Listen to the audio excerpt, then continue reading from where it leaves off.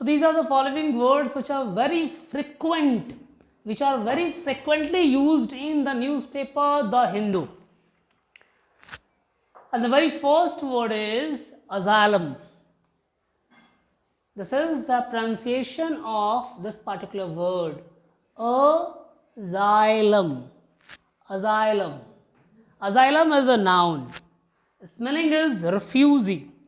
मतलब रिफ्यूजी करने का मतलब ये हो गया किसी को कोई राज्य या कोई देश जो है अपने यहाँ के व्यक्तियों को दूसरा देश जो है एक देश से छोड़कर आया दूसरा देश उसे अपने राज्य में शरणार्थी अपने देश में शरण दे दिया, तो वैसे व्यक्तियों को रिफ्यूजी कहा जाता है। जैसा देखिए बांग्लादेश में जब आज़ाद हुआ था तो बहुत सारे जो है बांग्लादेशी भारत की ओर आ गए थे, तो उन्हें भारत में एज अ रिफ्यूजी कैंप में रहने के लिए दिया गया। उसी प्रकार से 1947 के समय में जब पार्टीशन हुआ तो बहुत सारे पाकिस्तानी जो वहाँ लाहौर में रहते थे, इस्लामाबाद में रहते थे, वो जब भारत आए तो उन्हें रिफ्यूजी कहा गया। ठीक है, तो I have just made a sentence from this particular word is first example people asking for political asylum. People asking for political asylum. This is one of the example. And likewise, you have to make different sentences from this particular word. Now, the second word is fugitive. The word is quite similar. Fugitive, someone who is running away from place. मतलब कोई व्यक्ति जो है police के डर से यहाँ वहाँ भागा फिर रहा है तो उसे फ्यूजिटिव कहा जाता है। अगेन ये भी नाउन है और इसे नाउन के रूप में कहा जाएगा। For example I have made one sentence from the particular word fugitive. Rhea Chakraborty is stated as fugitive. Rhea Chakraborty is stated as fugitive. Rhea Chakraborty को फ्यूजिटिव यानी भगोड़ा के रूप में घोषणा कर दिया गया है, एक्सप्लेन किया गया है। The third word is insurgent.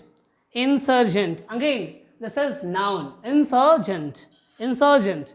R पे stress नहीं देना है. When we pronounce this particular word, we don't stress on R. Insurgent. Insurgent. The meaning is people who are fighting against their own government. मतलब वो लोग जो अपने ही सरकार के खिलाफ लड़ रहे हैं। For example Bal Gangadhar Tilak was one of the most insurgent leader of Indian history. But when we use this particular word insurgent as an adjective, its meaning is one who bring revolution against the existing government. वो व्यक्ति जो आंदोलन अपनी सरकार के खिलाफ आंदोलन लेकर आता है उसे इंसर्जेंट भी कहा जाता है जब इंसर्जेंट को हम एज एन एडजेक्टिव यूज करेंगे। ठीक है, for example you can say that Lalu Prasad Yadav was an insurgent leader.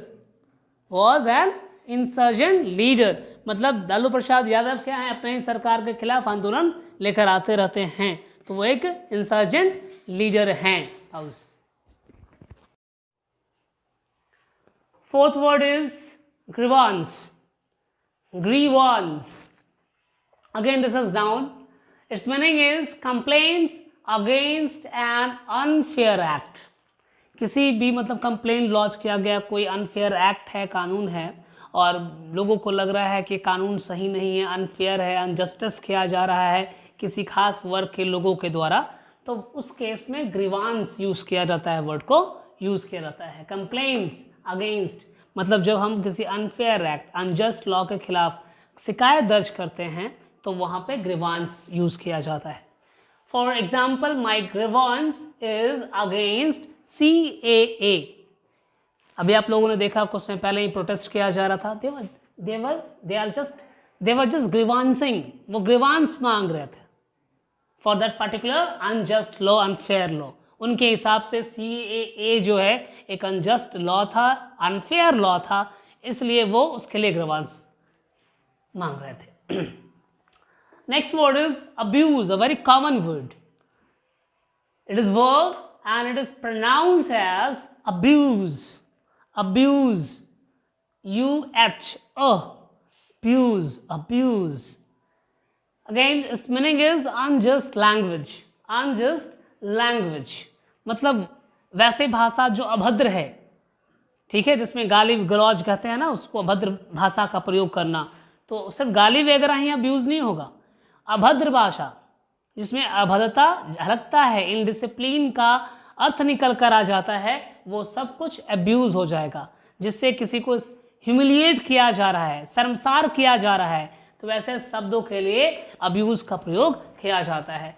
इसके कुछ साइनोनिम्स हैं, स्क्रिलस, ट्रकुलेंट, rude, mean, scathingly. These are some synonyms of abuse. Its meanings are shame, just, unjust language, harsh language.